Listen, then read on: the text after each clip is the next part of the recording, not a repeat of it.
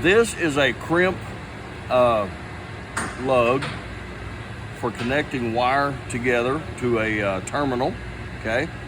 But you'll notice that the flared end of this, the end of the wire here, with all these tiny little strands is very flared, a little bit hard to get the lug on.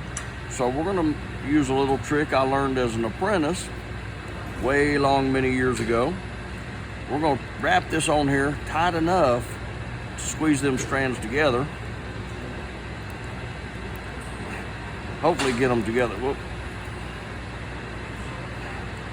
Hopefully this thing will start easily enough. I think we still got a few stray strands. Whoop.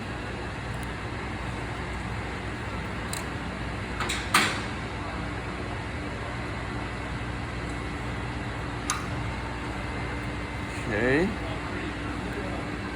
And as it starts, you can go ahead and take your tape off and roll it on. Boy, it's still tight, but at least it's going. There we go.